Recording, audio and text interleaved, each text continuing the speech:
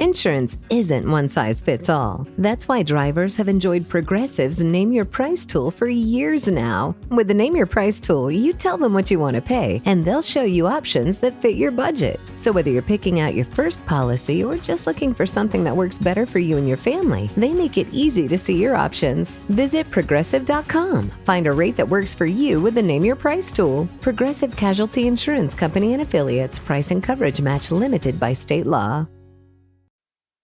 This episode is brought to you by Indeed. Stop waiting around for the perfect candidate. Instead, use Indeed sponsored jobs to find the right people with the right skills fast.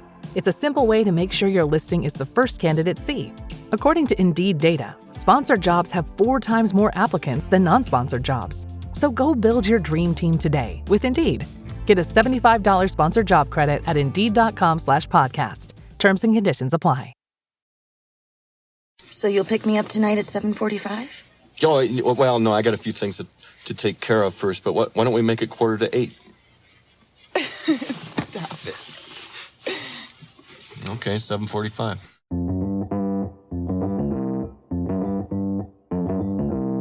Live from Joe's mom's basement, it's the Stacking Benjamin Show.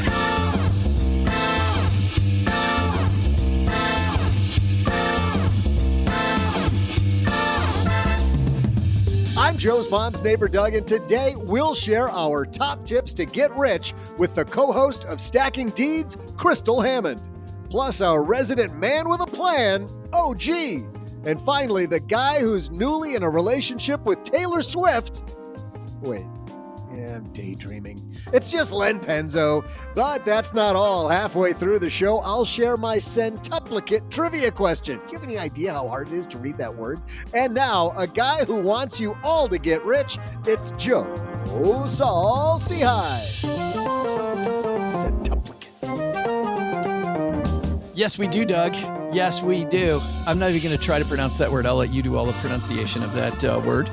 Welcome to Friday, everybody. Let me be the first to welcome you. I am Joe Saul-Sehy, Average Joe Money on X or Twitter or name your platform. We've got a phenomenal show because we're talking about getting rich. Sweet. With the guy across the card table from me right now, Richie Rich on this podcast. We call him OG. How are you, man? Oh, I'm full of confetti. Oh, my goodness. For those people not watching on YouTube or who have not heard an episode of this Lasers. before, OG got a new toy that needs to be taken away from him. This is becoming a shtick like the T-shirt thing with me. Oh, he God. can't stop. He can't stop doing these stupid things. OG, if you keep playing with that, you're going to go blind. So it's going to be tough. And the woman who I get to podcast with every week now, #Dream, Crystal Hammond's here. How are you? I'm great. Did you notice I did the wave? You said wave when we say your name. So I actually did the wave. There you go. She's so bad. She's got all the jokes. Crystal Hammond bringing all the jokes. She's like, do you just line up all the dad jokes ahead of time because you're hanging out with the old guys today? Is that Yes. it? Crystal's in section 105 of Giant Stadium right now. No, the Bears Stadium. Empty. I'm by myself. Crystal's going to rep Chicago the whole time she's in the D.C. area, right? Yes. And the guy deep under Los Angeles, Mr. Len Penzo, is here after a couple weeks off, I think. Hello. Yeah, I forgot how to use this microphone. I got the right part that pointed in the right direction, don't I? Hello? Is this thing on? I remember, Len, like the first couple of weeks we had the show, I just couldn't get my volume up. And then I realized that I was talking through the wrong part of the mic. Well, there you go. Yes. Just being an expert. We are going to talk about something you guys have all worked hard on, and that is growing your wealth. We have a piece from, wait for it, Crystal, AOL.com. How long has it been since you've been to AOL.com? You've got mail. My mom still has her AOL email address. You go over there to get the old CDs and the discs they'd send you in the mail? I didn't even know they still have AOL. That's amazing. How about that? I think so. Anything we do for the Stacker community, we'll remind them that AOL exists. But before that, Len, you've been gone a couple weeks. We should probably hear about what you've been doing lately. Actually, let's see. I did some trick or treating, and not a lot. I went golfing. What else did I do? Tell us about what happened on the first few holes of golf. Dell PCs with Intel Inside are built for the moments you plan and the ones you don't. They're for those all-night study sessions, the moment you're working from a cafe and realize every outlet's taken. the times you're deep in your flow and can't be interrupted by an auto update. That's why Dell builds tech that adapts to you. Built with long-lasting batteries so you're not scrambling for an outlet, and built-in intelligence that makes updates around your schedule, not in the middle of it. Find technology built for the way you work at Dell.com/Dell PCs. Built for you. Wow. So then you got to the 7th hole, then, Len. Then what happened? Well, I lined up that 55-foot putt. In business, there is no room for guesswork. Every shipment matters. Every deadline counts. And when you're trying to keep operations running smoothly, the last thing you need is uncertainty. That's why reliability is at the core of USPS Ground Advantage. From the moment your package is first scanned in, it moves through a secure nationwide network, aiding in a timely and accurate delivery. You get near real-time tracking so you can keep up with your shipments. And with affordable upfront pricing, there are no hidden fees or surprise surcharges to throw off your cost sheets. It all adds up to predictable deliveries you can depend on, because knowing your logistics are handled lets you focus on everything else, your customers, your team, and the future you're building. Visit USPS.com/Ground Advantage to start shipping with confidence. USPS Ground Advantage. We mean business. And it went right into the lake. Oh, that's horrible. Man, I'm glad everybody got to hear that whole thing. Fantastic story. Oh, wait, did somebody maybe... Huh. Well, maybe we'll catch it later, Len. We got Len Penzo, Crystal Hammond, OG, neighbor Doug. Let's talk about building up some wealth, shall we?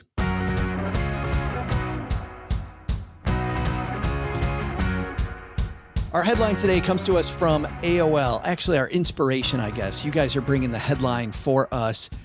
This is a piece that's written by Gabrielle Olya. Gabrielle writes, I built a business worth 9 figures. These are my top 5 tips for getting rich, talking about a serial entrepreneur named Brandon Dawson. And Brandon sold his business for $151 million. So Dawson has 5 tips, and I want to walk through these. But before we Step 1, sell business for $151 million. That's it. But step A, though, OG, sticking with you, I know you're kidding, but step A is really... You know, we talked about this with David Green on Wednesday, right? Like, nobody's coming. You got to build it yourself. Like, he had to build that business to be able to sell it. Yeah. I mean, if you look at the statistics of people who are financially successful in the world and in America, largely revolves around people who have done things for themselves, whether it's side hustle, whether it's rental properties, whether it's just doing the smart thing around saving, parts of your income and investing it. They're business owners. If they're business owners in principle, that like they're entrepreneurs, that kind of business owners, or if they're business owners in terms of owning stock in businesses and they're owning collections of businesses, there's a common thread there, and it's business ownership. But Crystal, the good thing is everybody out there in Stacker land that doesn't own a business and maybe isn't going to ever own a business, you can still get there on a W-2 paycheck. I mean, you are, I know, looking at your expenses all the time. You're focused on building your wealth, and you have a W-2 job. Yeah, well, it's definitely possible. And I want to just digress and saying I hate when people say, oh, I'm going to do this when I hit the lottery. You can do it on a modest income. Just be smart with your money. Only you know what's important to you. Just spend your money on things that are important to you and let your money work for you. So, like Josh just said, invest. Dividends, real estate. These are things that pay you back. Let your money work for you. Don't just spend it on non-income producing assets. That's my thing. It's like spend your money on something that's going to give you money back and back and back. Even side hustling. A lot of things I do, it was out of pure selfishness, like teaching a fitness class. I honestly wanted a class full of my favorite songs. So I decided to get certified, and now I get paid to go to the gym, and that's like a triple payment. So nice. Some of the things I've done, they've been purely selfish, but they bring in money. Yeah. And I think about just how intentional you are, Crystal. Well, we're going to get more to this later. Tell everybody how big your apartment is. 500 square feet. If I spin in my chair, I can knock over everything on the kitchen counter, on the TV stand, and on my nightstand. But that's about being intentional about your money, right? I mean, that's a conscious choice. Oh, yeah. I grew into, I had a bigger place, grew into the bigger place. And I'm like, what am I doing here? So I downsized, and I love my tiny place. It's waste not, want not. Len, I saw you nod your head when Crystal was saying you can get there with the W-2. You did that during your career. Yeah. I'm not fabulously wealthy or anything like that, but, I'm very comfortable. You were able to retire, though, when you wanted to, the way you wanted to. And I know you also had a job that you enjoyed. Yeah. I mean, the very first thing, it sounds so stupid, but you got to make sure you live within your means, spend less than you earn. That's step number one. If you can do that, it really doesn't matter. Well, it does a little bit, but over time, it doesn't matter so much as what you earn. It's what you're spending. So, and how you control your spending. And like Crystal said earlier, you got to take the money you're putting away.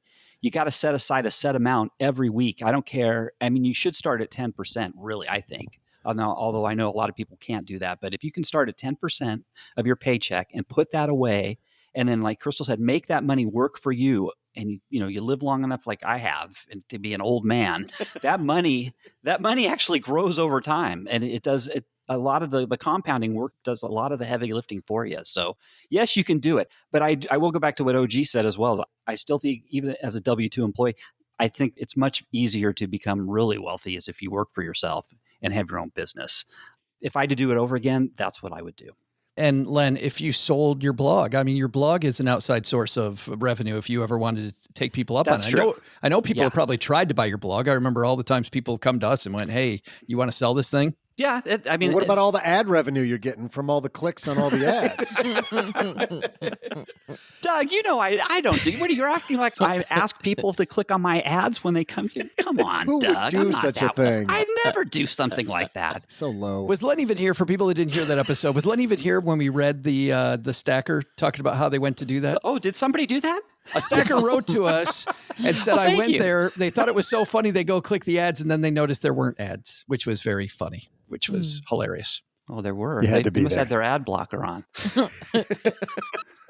Tell them to whoever you are, take your ad blocker off and go back.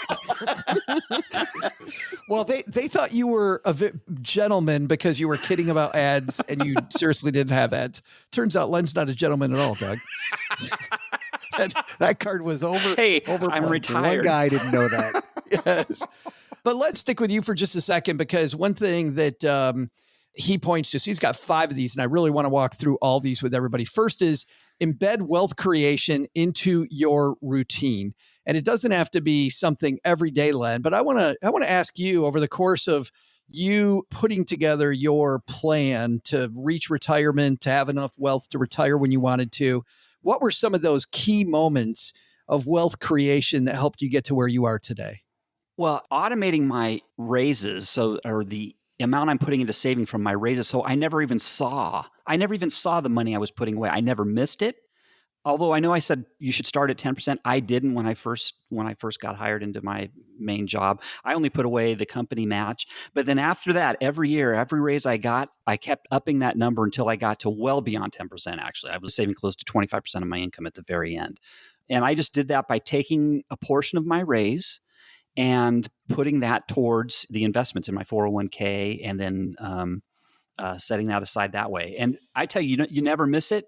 It makes it easy. And like I said, it's really strange. The longer you go, the longer you've been around, the bigger those jumps get, the income, as you watch your 401k balance grow and grow and grow. So it's totally painless. And I think that's your very first thing. Make it painless.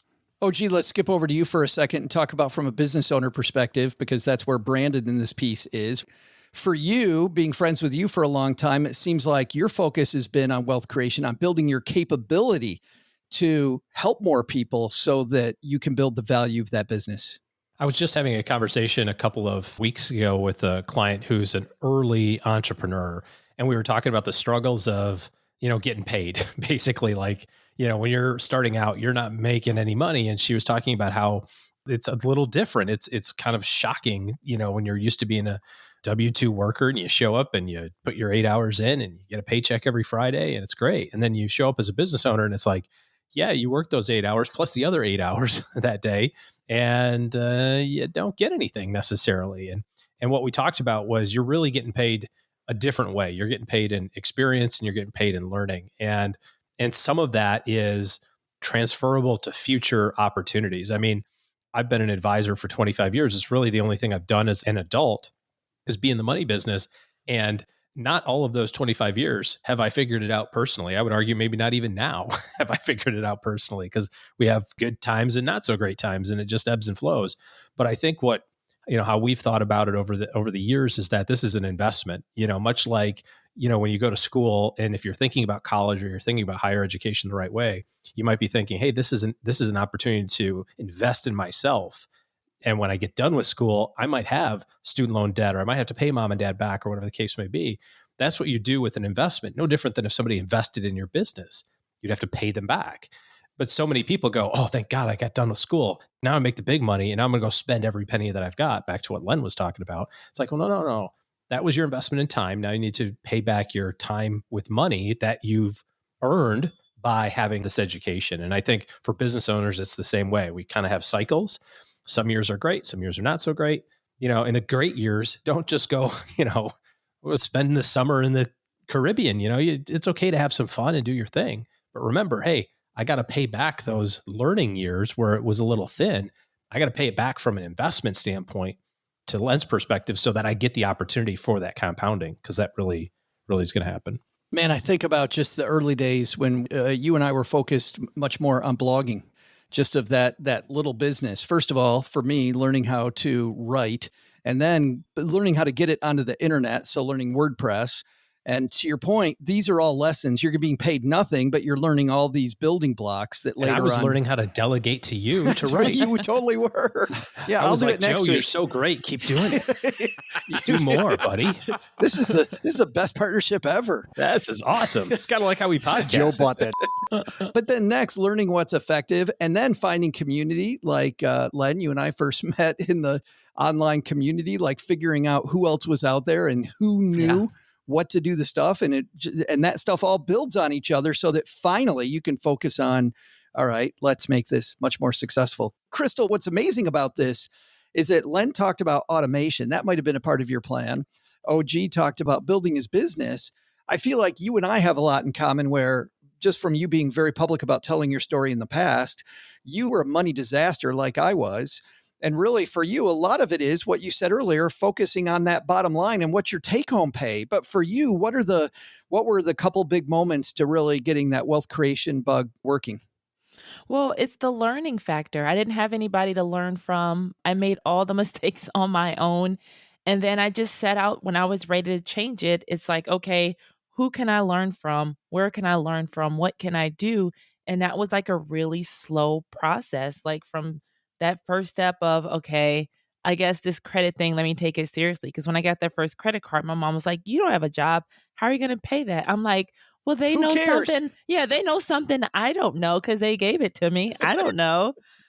So then I got a secured card, to help bring my credit back up to speed. But it's just a matter of like having a routine like tied to a goal. My goal was to get my credit in order. So even if it was just like learn just one new thing every day, imagine how much you learn after a year when your goal is just to learn just one little teeny smidge thing that I didn't know yesterday about credit or about wealth building. Like I just kept that one goal in mind. My what do they call it? North Star. Yeah. But it's not a Michigan star. That North is in Ohio. Oh, it's a Buckeye star. It only took her like 15 minutes of the podcast to drop the gauntlet. We are number one, by the way. But it is. It's like you just keep your North Star in mind and then just do one small thing to move closer to it. And imagine how much closer you are to, even after a week of doing that, you're a lot closer. So I would encourage, I'm glad you brought that up, because I would encourage people to do that with this podcast, or Crystal with you and I with Stacking Deeds, that if you hear a term and you don't really understand what we're talking about, dive deeper into that one term that week. When I was a beginning financial planner, there were times my clients would bring stuff up and I had no idea what the hell they were talking about at all. And I would just kind of go, oh yeah, well, we'll talk about that later. And I would then look it up, and that would happen to me once. And to your point, over the course of 6 months, all these little things that you learn, then you've seen it before. So if people here listening to Stacking Benjamins, we're talking about something, you're like, I don't know anything about that, just study that one thing. Oh yeah. I have a friend that they watch 10 videos per topic before they move on to the next. And I'm like, that's really cool. Imagine watching 10 videos on one topic. You're going to know so much about it after you watch those 10 videos. Brandon's second topic here of his 5 wealth creation techniques: make passive income a pillar of your strategy. I know, OG, you're always looking for different passive income opportunities. Well, and I think a lot of people think that passive income means no work, or no action.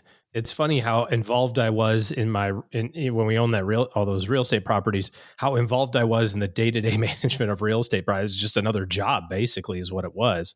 But you don't have to do it that way. You can do it that way. But anything that is an opportunity for your money to continue to make money is really the goal. Robert Kiyosaki, very polarizing figure, especially more recently, but has a great idea about this stuff. When you see something that you want to have, or you see something that you want to do, find something that will pay the income for the thing that you want to do and buy that instead.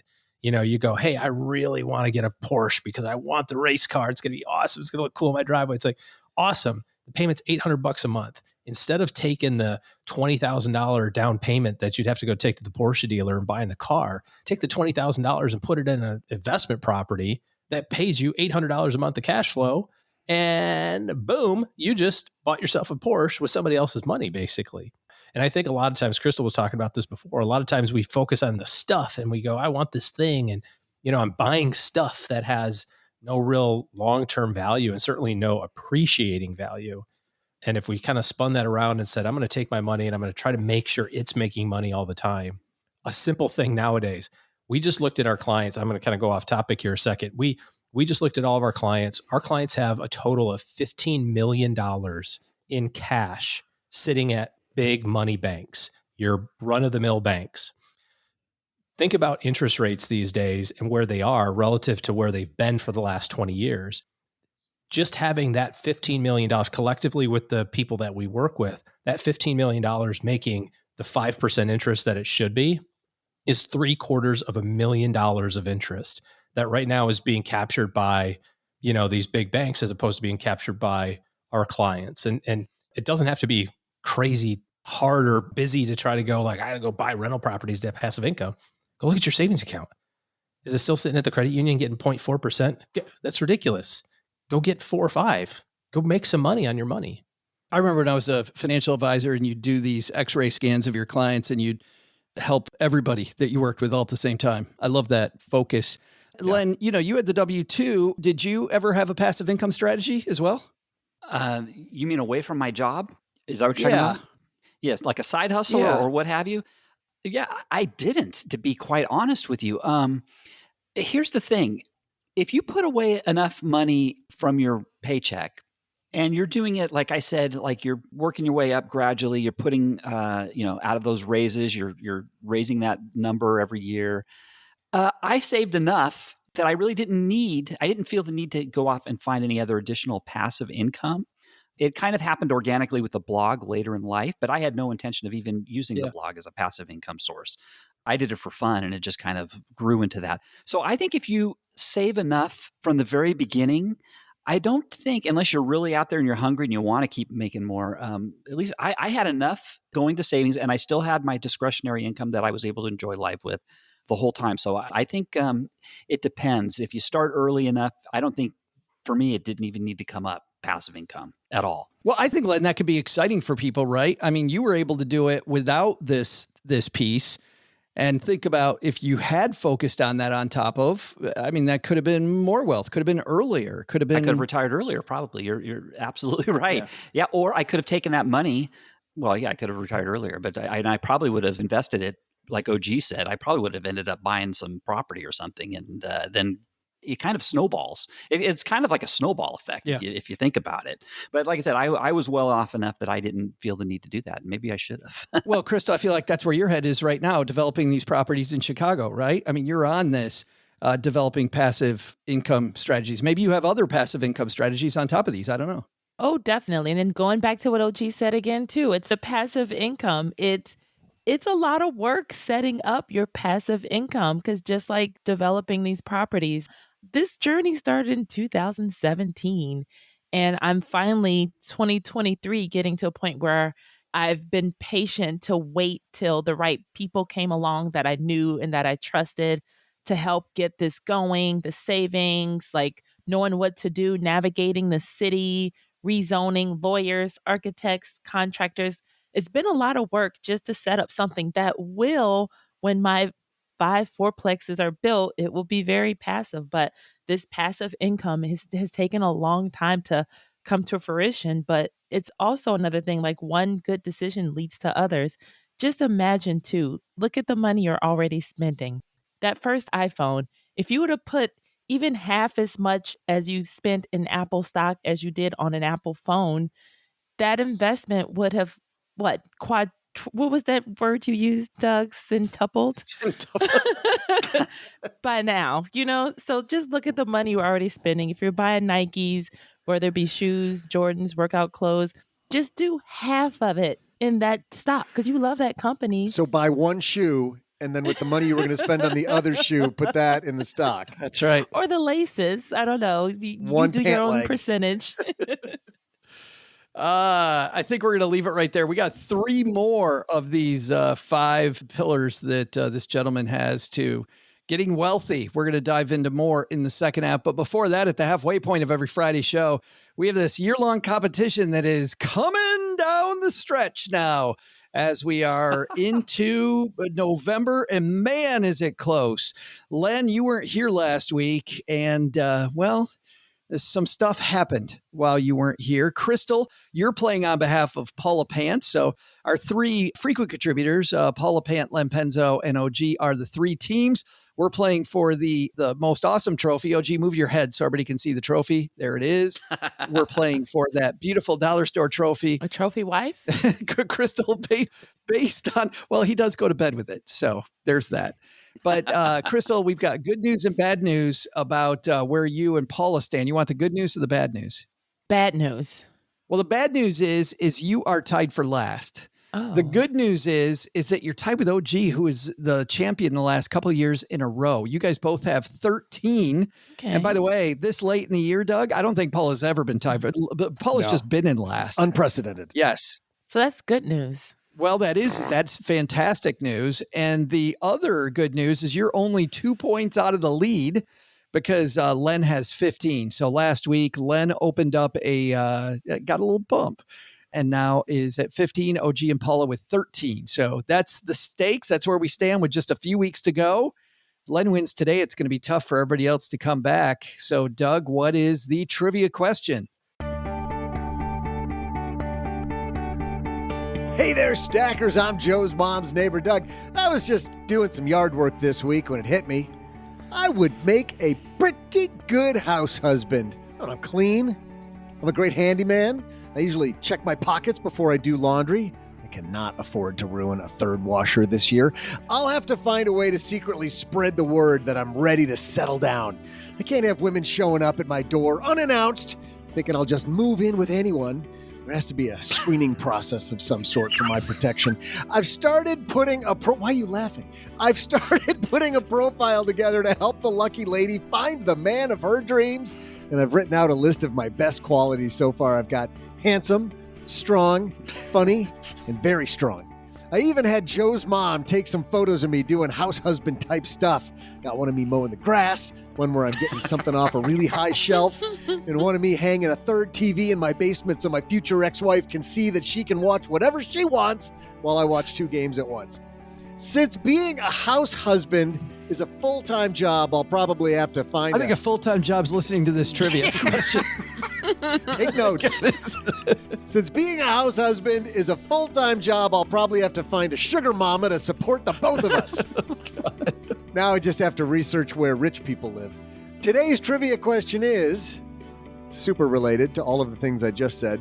What percentage of centimillionaires live in the United States? I'll be back right after I update my LinkedIn profile. Well, it does make a lot of sense, Doug. I mean, if you're searching for where the rich people live, how many of them are in the USA? You got to start there. Right. So makes total sense. Let's start off then. So Crystal's going last, OG's second. Len, that means you are up to bat. What percentage of centimillionaires? First off, I'm not sure what is that. $100 million or more? Is that what a centi? That is the first part of the question, Len. Is what the hell is a centimillionaire? We deliberately didn't define it because we wanted to hear the three of you squirm. I'm guessing it's 100 million or more. Is that what it is? Centimeter. Centimeter. Yeah, it has to be centimeter. You're not going to give us that. You're not going to tell us that. People with really long bank accounts. Well, like a So like you a are letting us centimeter, dang- though, Crystal, is 1/100th of a meter. That could be 1/100th of a million. 100. So you're not going to tell us. We just have to kind of figure this out on our No. own. Is that what you're saying? Okay. Yeah. Well, yeah. Yeah. 100 million. We got two engineers and a financial planner on the show. So what percentage of them in the world are in the United States? I will say, because the United States has most of the wealth, I would say still. I don't know. Let's say centimillionaires. Gosh. I'm going to go right in the dead center. I'm going to just say 50%. 50%, says Len. OG, what do you think? Is that high or low? I feel like it's got to be low. I'm trying to remember the numbers. I feel like I read there's 26,000 of them in the world. That seems high. Forbes list is overly dominated by folks in the United States, but it's not 50-50. It's not 100. I'm going to pick lucky number 77. I think 77%. Wow, you think more are in these You think United more. States. Interesting. Yes, I do. How about that? Well, Crystal, we got 50, we got 77. I don't know, because I'm thinking the Middle East and the oil and all that stuff. Then I'm thinking us with, I don't know. No, it's what do we pronounced have? U.S. No, I'm kidding. Entertainment. What did we have? What do we contribute? I'm going to go with I don't know. I'm going to say, I was thinking between I want to say either 40 or 60. That's going to be my guess. So I'm going to go with, I was trying to look at anything. No numbers are jumping out at me in the Just studio. for good luck. Yeah. I'm going to say 60. Going with 60%. Splits the uprights between 50 and 77. All right. Well, we would love to tell you who is closest, but we will do that in just a minute. You're listening to this podcast, so I know you've got a curious mind. Here's a helpful fact you may not know yet. Drivers who switch and save with Progressive save over $900 on average. Pop over to Progressive.com, answer some questions, and you'll get a quick quote with discounts that are easy to come by. In fact, 99% of their auto customers earn at least one discount. Visit Progressive.com and see if you can enjoy a little cash back. Progressive Casualty Insurance Company and Affiliates. National average 12-month savings of $946 by new customers surveyed who saved with Progressive between June 2024 and May 2025. Potential savings will vary. What would you do if your online store converted 36% more shoppers? You could take 36% more vacation. Another pina colada? Yes, please. Open a new retail location with 36% more square feet. Fantastic. Hire 36% more help. You're hired and you're hired. Shopify has the world's best converting checkout, up to 36% better than other e-commerce platforms. What you do with those extra sales is up to you. Switch to Shopify today at shopify.com/listen and get a $1 trial. Shopify.com/listen. Len, you kicked it off with 40, and boy, OG and Crystal both thought that is not high enough. Yeah, He kicked it off at 50, didn't he? I started 50, but I think you said 40. That was more of a strategic thing because I figured I'll just go right in the middle and then we'll just, because I have no idea. So, hey, the good news is what? I got everything from 55 on down, right? So, yeah. So I'll take that. And so, OG, if it's higher than 77, it's all you, and you got halfway to 60 as well. Feeling good? I'm not feeling great. No, I'm not. Crystal, you kicked the field goal through the uprights. You liking your 60? No, I'm thinking I should have said 40, but I'm sticking with 60. Well, let's see if you should have gone the different way or if you were right on. Doug, who got it right? Hey there, stackers. I'm handyman and soon-to-be house husband, Joe's mom's neighbor, Doug. I spent the break looking for a sugar mama in my area, and it seems like I might have to settle for a regular millionaire if I want to stay in Texarkana. I wouldn't mind moving, but I know Joe's mom would be pretty broken up if I leave. I just can't do that to her. Today's trivia question is, what percentage of centimillionaires live in the United States? First of all, what is a centimillionaire? No, it's not a person with $1 million cents or a very rich centipede. Don't worry, because that's what I thought too. It's actually someone with $100 million. The answer, turns out, the top 3 cities in the U.S. to find centimillionaires are New York, San Francisco, and Los Angeles. And according to Forbes.com, the total percentage that live in the country is 39% fewer than what OG thought, 22% fewer than what Crystal/Paula thought, and just 12% less than Len, which means Len's our winner because the correct answer is 38%. 38% of rich centipedes live in the United States. Darn it. Crystal should have trusted her gut.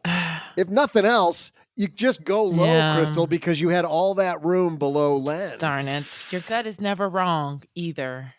You said 40 or 60. I was sending you mental messages. Go 40, go 40, go 40, and you didn't pick them up. Didn't get it. Hey, Crystal, at Halloween, I just kept saying my gut is never wrong, and I ate another one. I just kept saying it. My gut's always right. Len, you pulled out to a 3-point lead. Sorry, Paula. This is becoming insurmountable now. I know what a Michigan fan feels like. I think we have either 5 or 6 weeks to go. If I was smart, I'd look it up, but we're going to let people guess on that one till next week because we got a second half of the show to do now. Second half of the show, Crystal Hammond's brought to you by depositaccounts.com. You know what happens when you go to depositaccounts.com? You learn about deposit that you turn into a centimillionaire. You learn stuff, yes. Crystal. You learn stuff. You learn that, you know what? The top 1% of savings accounts as we record this, 4.94 is the average. That's actually up from last time we read this. National average, listen to this though, of all savings accounts, only 0.48. So G, to your point, a lot of people with a lot of money doing nothing when if you just move it to that top 1%, getting almost 5%, or move it to a CD, top 1% average 5.73 for a 1-year CD, national average only 3.98. You know where I got that? The front page of depositaccounts.com, where you can compare more than 275,000 deposit rates from over 11,000 banks and credit unions, all for free. Depositaccounts.com. All right. Let's dive into our third one here. And this is to leverage compounding. And I'm not going to spend a lot of time here because I feel like we talked about this. Len, I feel like, you know, where that second pillar, passive income, not a part of your strategy, leveraging compounding in that 401k and elsewhere was the centerpiece, I think, of what you were building. Yeah, it makes it's so easy. And like it starts slow, but let me tell you, as the longer you go, the faster and the bigger the gains get. You know, I saw a thing, I think, when I was younger, I talked about my CPA cousin, Kevin, who he had something on his refrigerator one day. I was walking by it, and it was a table, and it showed that if you invested $1,000 a year for your child for the first, I think it was 6 or 7 years, that child or you as the parent never put another penny away, and you just put that in the stock market and you just let that compound over the life of the child. That child would have over $1 million by the time it was 65 years old. So that just shows you how compounding does all the work for you. And the earlier you start, the more powerful it is at the back end. That's why I'm still pissed at my parents, Len, that they didn't do that. Still, like every time I see mom, like I'm going upstairs later. Like, what the hell? OG, he said 6 or 7. Have you seen the number actually on that? I don't have it off the top of my head, but yeah, I mean, it's any of those things are really quite profound. You know, you look at putting money in your Roth when you're fresh out of college and just do it for the first 8 years until you're 30 and then stop doing it for the next 30 years and see what happens. It's, you know, it's really about time invested in the market. I mean, it's really just that simple. And the problem is that it's really slow to see. You know, you just don't feel that momentum building. And what I like to do is find the benchmarks or find the milestones along the way that remind me of different things. For example, you're talking about your 401k, Len, and you're talking about, you know, just putting money in and let it compound. 1 year, you will have more money growing in your 401k than you put in that year. Right. So you put in 22,000 in 1 year, you'll look and it'll say, oh, it grew by 22,000. Like that's, oh my gosh, it grew by more money than I put in that year. That'll be fantastic. One year you'll have more money that it grows by a multitude of the contribution that you made. And there'll be years in which your growth will be more than all of your contributions that you've ever put in. But that doesn't happen in the first couple of years. So you got to kind of build a lot slower. You got to say, hey, this month, this year, we made enough money to buy a cup of coffee every day. It's like you got to start checking off the boxes of like what your money is doing for you, whether it's just $1.50 every month of dividends. It's just try to think about it in terms of the momentum that it's building so that you stay motivated. That was, if you listen to the early episodes of our Stacking Deeds podcast, Crystal, our friend Alan Corey did that. I mean, Alan's goal was he just hated paying some of these bills. And he's like, I want to have something else pay these bills. So he started building these income streams specifically to pay the bills. But I don't want to talk, Crystal, to you about that. I want to talk to you specifically about the next one, because I feel like where leveraging compounding was a key for Len, this has been a key for you for as long as I've known you and known about you. Incessantly seek and secure new income streams. Like you said, you get paid to go to the gym. Yes. That's an income stream most people don't have. You've got these duplexes you're working on in Chicago. When I first met you, you had the blog. You teach people how to sew. Like you are always seeking out new income streams. Yeah, actually, they're fourplexes, not duplexes. But fourplexes, yeah. Sorry, flex. Yeah, duplexes are for losers. Exactly. Think bigger. Think twice as big. It's always been easy. I have been pushing the easy button. Even what led me to teach my first sewing class was I went to one that was horrible. I was like, if I didn't know how to sew already, I wouldn't have learned anything. And so I was like, I bet I can do a class even better than this one. And I just took a chance, took a whim, took heed of all the free resources available, because at the time, Eventbrite was free to just list events. So I was like, you know what? Forget it. I'm going to ask this lady that had a paint and sip class that I went to. I was like, hey, I'm thinking about doing a sip and sew. So wine and sewing. Oh. And she's like, you know what? I take Sundays off. You can come in the studio on Sundays and you can teach your class here. That's how I started. Sharp needles and wine. What could go wrong? It was a good class. And then it just evolved into me going to the local fabric store and saying, hey, can I use your craft room? And so it's the easy button. There's a problem you know how to solve already. There is something that you've learned a super easier way to do it. Why not get paid teaching others how to do it? And some things you don't have to do in person. During COVID, I was teaching online sewing classes. I would mail a sewing kit to the people and then we would do it together online. If you know how to think of digital products, so many people have digital products listed on Etsy. I use my iPad as my calendar and notepad. So I buy someone's they're artistic designs. Yeah. So I use their design. I happily buy their calendars, their digital calendars, so that I can write everything down every day on my calendar. So think of really cool things you've created that you can sell.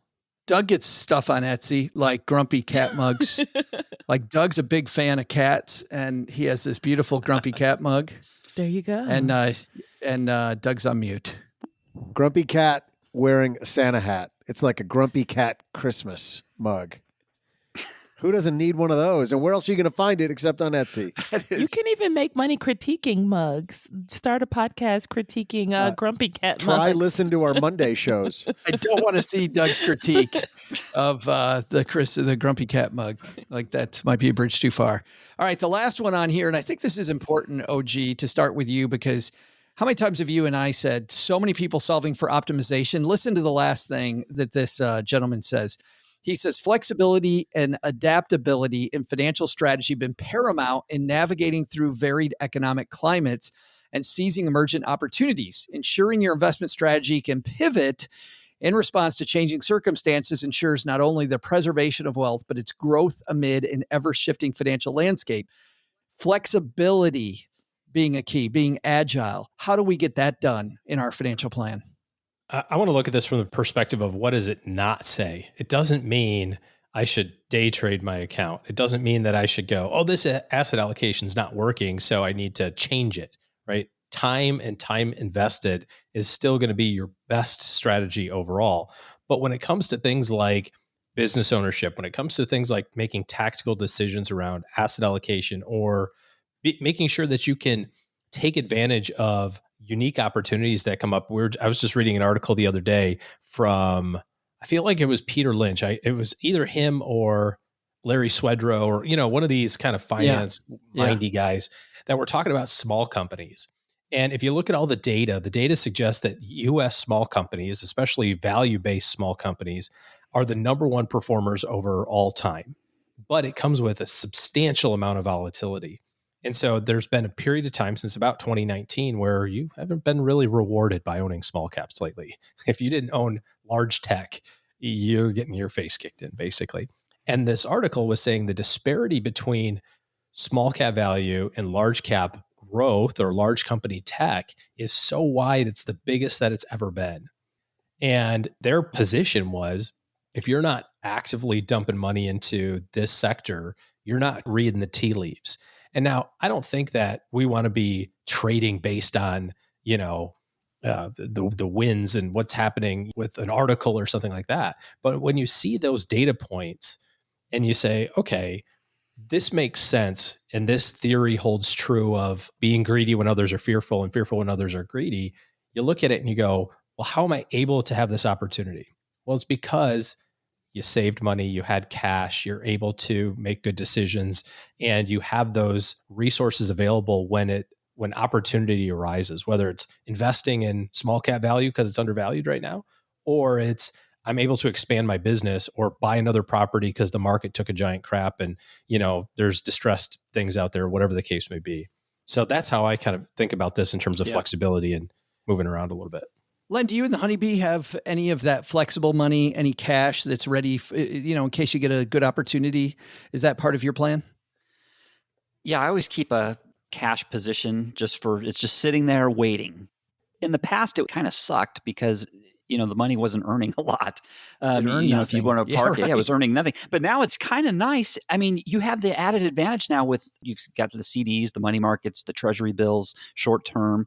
You can park money and you can actually earn some, it's not costing you anything to do that. So if you have a little extra to keep for an opportunity that comes up, you should do it because there's really right now, the penalty isn't there that was there in the past 10 years prior when you couldn't get short term, you park your cash and get nothing for it.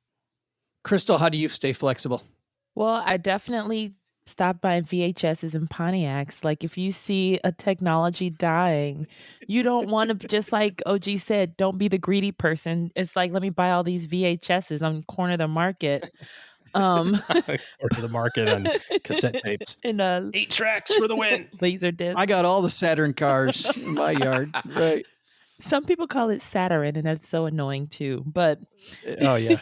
But it's just I stay attuned to what's happening. And one thing they don't talk about is having like a mentor and a coach, because you don't want to do this alone. Like you don't want to learn trial and error. The error part of trial and error is you're broke, bankrupt. You don't collect go. So you definitely need to have someone that you can ask these questions to and that you can get your follow-ups to. And you can ask, hey, it's November 2023. Explain to me what these T-bills are doing or the bonds are doing or what's the inverted yield curve. Like if you are unsure, have someone to ask. What's a centimillionaire? Yeah. See, there you go. You need people where you can ask these questions to say, where should I park my money? And then if you don't understand it, you watch those 10 YouTube videos about what they just told you, because you have to be comfortable with the decisions and you shouldn't be investing in anything that you don't understand. So my position is to be in your comfort zone and ask questions, have trusted. We talked about this earlier, Joe, about what did we call it? Your financial team or your board of directors. Yeah, your financial board of directors. Yeah. Do that research first. Get your financial board of directors going. So that way you are making sure you're doing some really good, solid things. And you're learning from people that have done it already. Hit the easy button there. I think that's a fantastic place to leave it. We'll hit the finish button. How about that with that comment?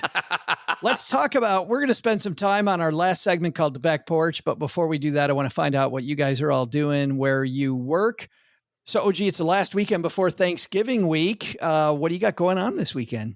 Oh, I am 100% going on vacation as soon as we hit submit on this little show. And kids are home for the next week. We are maybe going up to Michigan for Thanksgiving. I haven't decided yet. So it is. They get the whole week off. Yeah. Huh. Yeah, It's about time because this is the worst week. This used to be the worst week for every teacher and for every student. Yep. Nobody's paying attention Monday, Tuesday, Wednesday. At and all. we used to sit there and just dream about not being in school. And I knew the teachers were doing the same thing.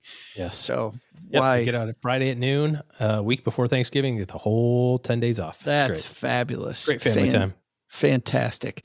Crystal Hammond, what do we got coming up on the Stacking Deed show? Oh, we have some great guests. We actually, since this is our first year, look out for our really cool recaps of the year. So we're going to get creative with our recaps. That's the beauty too of starting something. You can do whatever you want to do. So we don't want to just take it all off. We actually want to do some cool recaps.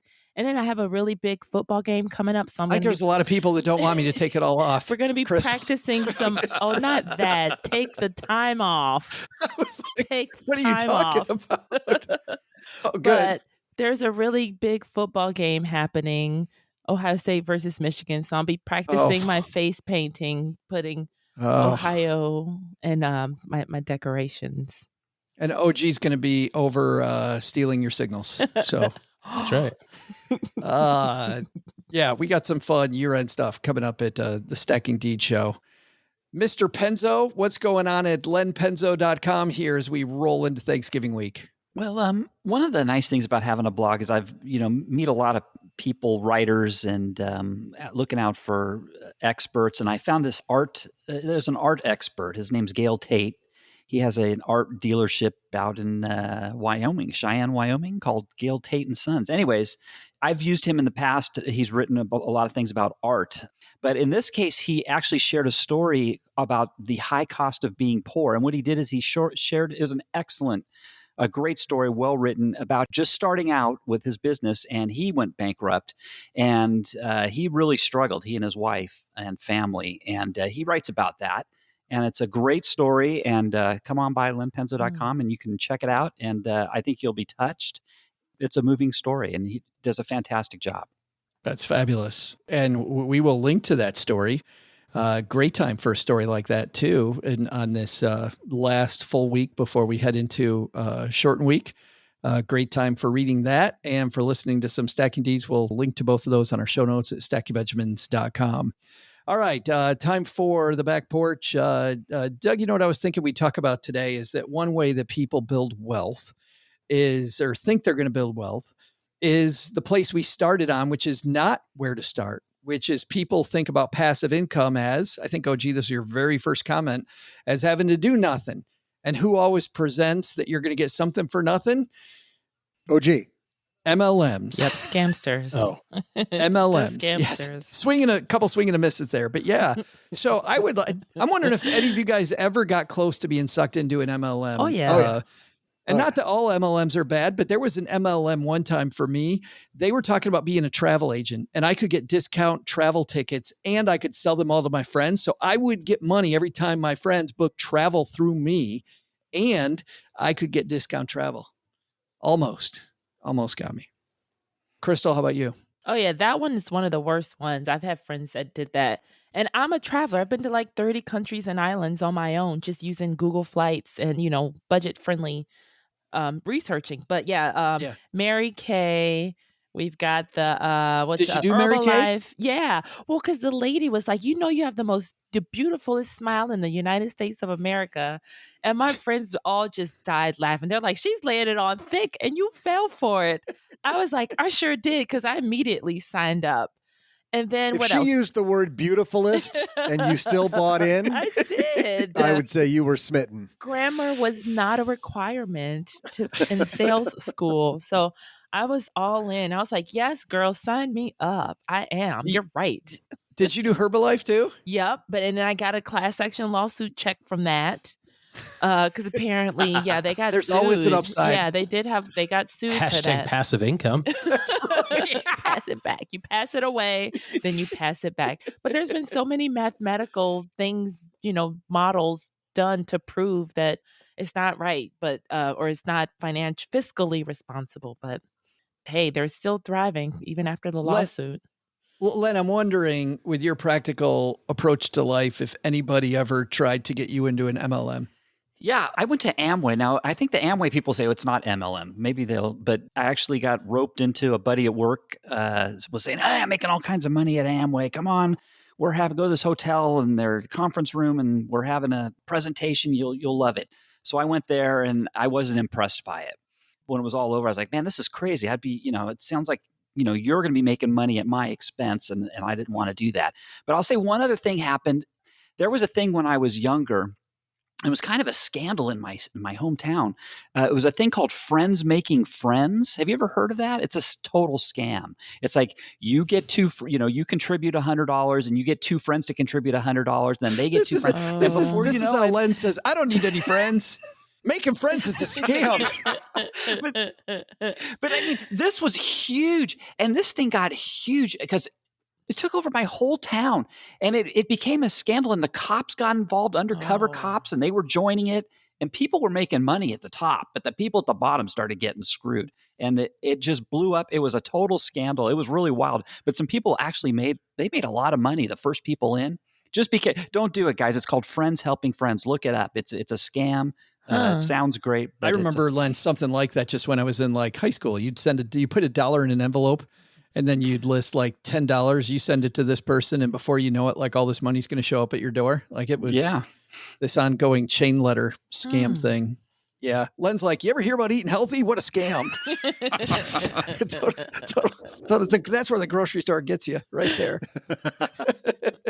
Oh, gee, tell me. And by the way, for people, I don't know how you guys feel about this, but I think the MLM itself is just a way to sell product.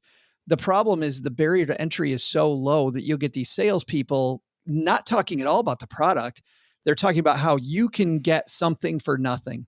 And whenever anybody tells you can have something for nothing, I think that's where the problem is that I have. So, OG, has somebody tried to talk you into MLM world?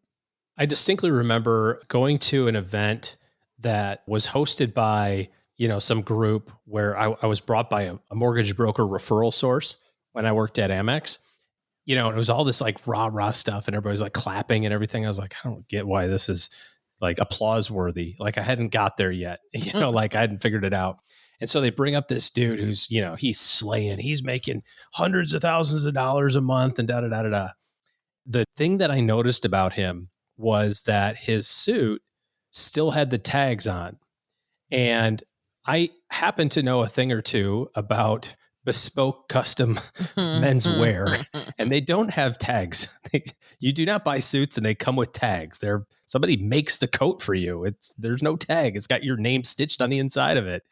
And so I was like, this guy is so full of crap. Oh, gee, even at a young age is already bougie enough to know that there's holes in this guy's story. Because I had been ridiculed one time, somebody had made fun of my Hagar wrinkle-free suit. And I was like, what's wrong with a Hagar wrinkle-free? Like, this is a good idea. I don't have to iron it. It still is a good idea. I thought. Anyways, I just said to the guy next to me, I go, this guy's so full of crap. It's ridiculous. He's like, no, he's okay. I go, nobody kills it and has the tag still on their suit. That's not a thing, man. And so I like got up and I started walking out and the guy was like, hey, where do you think you're going? You don't want to make any money? Fine, get out. There's more for all of us. Like all stuff. I'm like, settle down, bro. Yeah. Settle down. I said to my brother, introduced me to a guy once, and he's talking about all the money he's making, how he doesn't have to work. And that's what turned me off. I'm like, I thought this was going to be about whatever the product was. And all I said to the guy was, so if you don't have to work, why are you at my house instead of with your family at 7:30 at night on a Wednesday? Like, seriously. And the guy had no answer. He's like, well, it's a passion project exactly. of mine. Wow. I just love reaching out to people. I put on my Hagar wrinkle-free and I left the tags on in case I got to take us back to JCPenney. JCPenney. Jacques Penney. So good. There's never wealth without some work, at least up front. Gotta work. That's right. All right, Doug, I think that's it for today, man. What should we have learned, my friend? Well, Joe, first, take some advice from our roundtable team. Make reinvesting in your business a habit, not a one-off when you stumble upon a windfall. Second, passive income can be critical to really achieving independent wealth. Just don't make the mistake of thinking that passive income means no work. But the big lesson? AA AARP magazine isn't a bad place to look for a sugar mama. You know, with the right insurance policy and if you live in a house with stairs. Thanks to Crystal Hammond for joining us today. That's so wrong. No. Oh, did you do the math there? Did I not move on to the credits fast enough? I gave you a chance to think about it. We did not endorse that message. That's a Doug-only message. Thanks to Crystal Hammond for hanging out with us today. You'll find her fabulous podcast, Stacking Deeds, wherever you're listening to finer podcasts. Thanks to Len Penzo for joining us today. You can find Len Penzo at lenpenzo.com/no ad revenue. Thanks also to OG for joining us today. Looking for good financial planning help? Head to stackingbenjamins.com/OG for his calendar. This show is the property of SB Podcasts, LLC, copyright 2023, and is created by Joe Saul-Sehy. Our producer is Karen Repine. This show was written by Lisa Curry, who's also the host of the Long Story Long podcast, with help from me, Joe, and Doc G from the Earn and Invest podcast. Kevin Bailey helps us take a deeper dive into all the topics covered on each episode in our newsletter called The 201. You'll find the 411 on all things money at The 201. Just visit stackingbenjamins.com/201. Wonder how beautiful we all are? Of course, you'll never know if you don't check out our YouTube version of this show, engineered by Tina Eichenberg. Then you'll see once and for all that I'm the best thing going for this podcast. Once we bottle up all this goodness, we ship it to our engineer, the amazing Steve Stewart. Steve helps the rest of our team sound nearly as good as I do right now. Want to chat with friends about the show later? Mom's friend Gertrude and Kate Youngkin are our social media coordinators, and Gertrude is the room mother in our Facebook group called The Basement. Say hello when you see us posting online. To join all the basement fun with other stackers, type stackingbenjamins.com/basement. Not only should you not take advice from these nerds, don't take advice from people you don't know. This show is for entertainment purposes only. Before making any financial decisions, speak with a real financial advisor. I'm Joe's mom's neighbor, Doug, and we'll see you next time back here at the Stacking Benjamin Show.